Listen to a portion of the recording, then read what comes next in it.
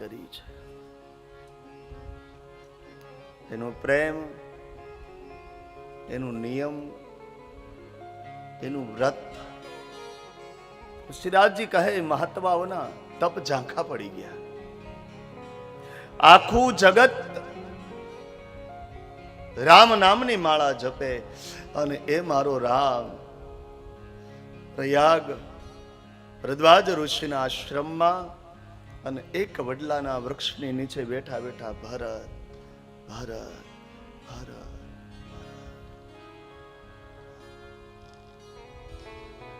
શું પ્રેમ કહ્યું છે.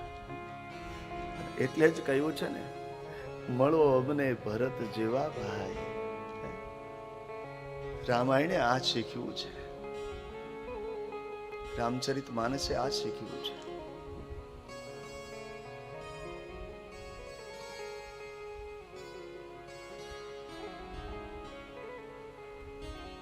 મારી પોથીને લઈને જે ગામમાં હું કોઈ ગામમાં જાઉં, હજી સુધી ક્યારેય કોઈ નથી કહ્યું મને તમે એટલા રૂપિયા આપજો, દેવ હોય તો દે, ન દે કાંઈ નહીં. અહીં એક ફારફેર કર્યો. હું પેલા મારા ઘરેથી ગાડી લઈને જતો, હવે ગાડી લઈને નથી જતો, એ લઈ જાય મૂકી જાય.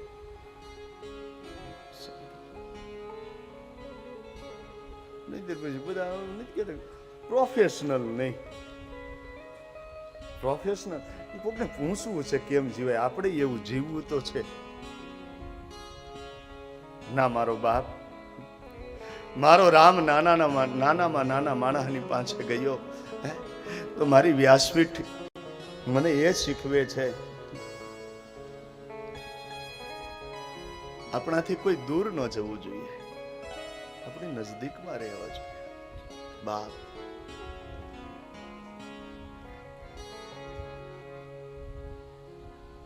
તમે રામચરિત માનસનું દર્શન કરો. ચિત્રકૂટ પર એક બાજુ ભગવાન રામ બેઠો હોય, એક બાજુ સંત ભરતજી બેઠા હોય, અને ત્યારે માં કૌશલ્યાનો દીકરો ભગવાન રામ એમ કહે, મારો ભરત કહે હું કરવા તૈયાર છું. મારા પિતાજીના વચન તોડવા પડે તો હું તોડી નાખીશ.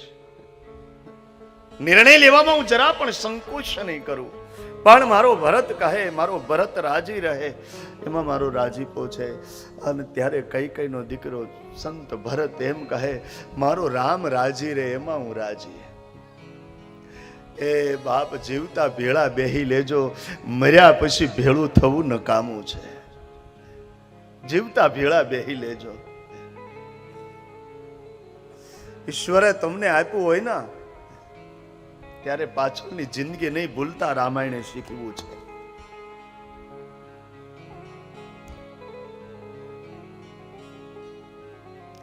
ભાવનગરનો શાયર નાજીર દેખૈયા કેટલી સરસ વાત કરી ગયો. નમતો હતો તું સર્વને નિર્ધનપણામહી, તું બધાયને પગે લાગતો. તારી પાસે કાંઈ નહોતું ને ત્યારે બધાયને પગે લાગતો તું.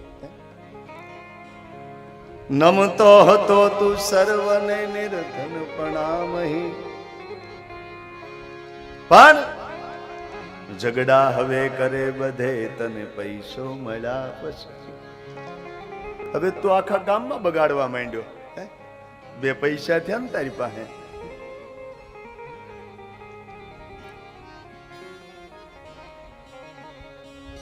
જ્યારે આપણી પાસે કાંઈ ન હોય અને ત્યારે જેને બાવડું પકડ્યું હોય ને એને ક્યારેય ભૂલતા નહીં.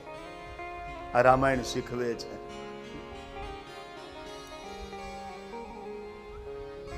એક પ્રસંગ, ભગવાન રામ, માં જાનકી, લખન મહારાજ અને નંદી ગામમાંથી ભરત. જ્યારે ભગવાન રામ 14 વર્ષ પૂર્ણ કરી અયોધ્યા આવ્યા, અયોધ્યાની ગાદી ઉપર ભગવાન રામ બેઠા.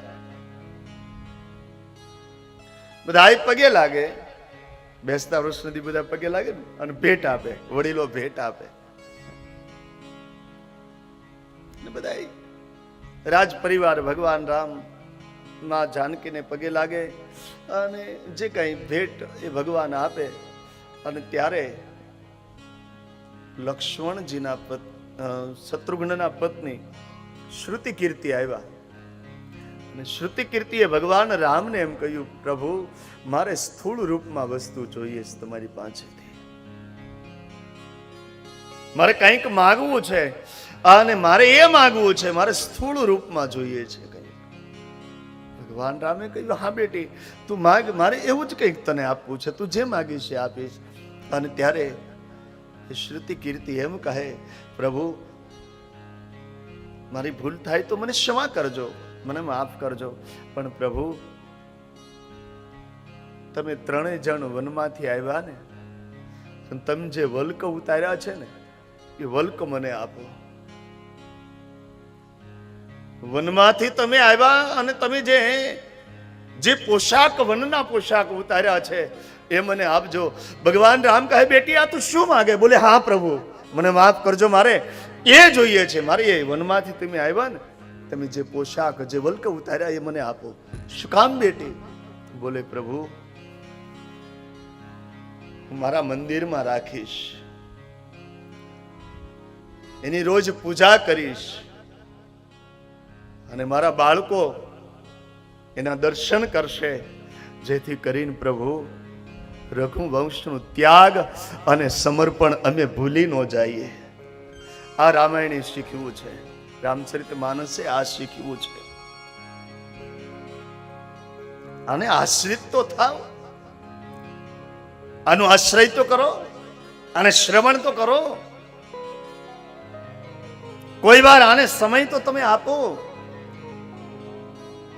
રામે આ શીખવું છે, રામાયણે આ શીખવું છે.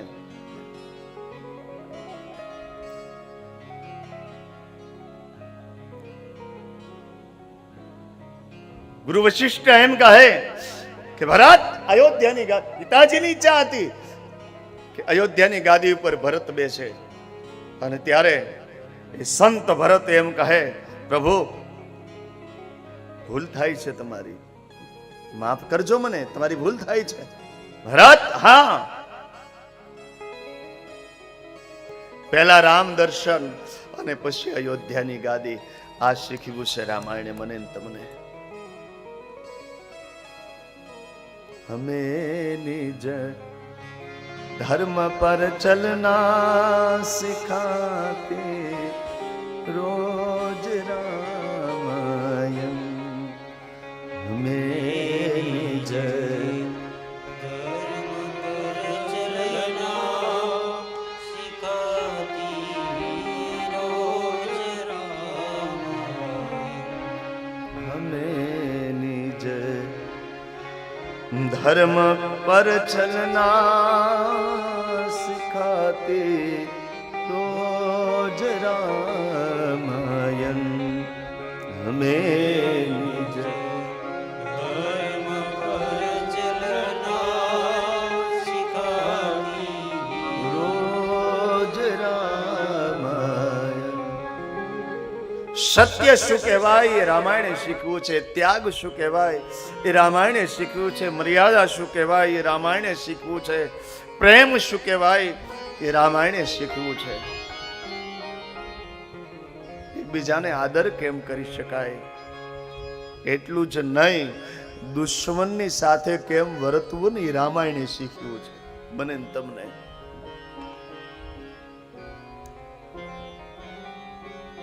સંઘર્ષ કરી સેતુ બાંધી અને લંકાના પાદરમાં એક કૌશલ્યાનો દીકરો બેઠો હોય અને ત્યારે પોતાના સૈન્ય રીસ અને વાનરોની વચ્ચે ભગવાન રામ બેઠા હોય અને ભગવાન રામ એ રીછ અને વાનરોને એમ કહે કે આપણે ભલે આટલો બધો સંઘર્ષ કરીને લંકામાં પહોંચ્યા, લંકામાં પહોંચતા આપણને એટલો બધો સંઘર્ષ કરવો પડ્યો, પણ આપણે એકવાર રાવણને બનાવી જોઈએ અને એ જાનકીને આપી દે ને તો આપણે યુદ્ધ નથી કરવું. દુશ્મનના આંગણામાં બેઠા બેઠા દુશ્મનના હિતનો વિચાર કરે ના, એનું નામ રામ. આ રામાયણ શીખવું છે.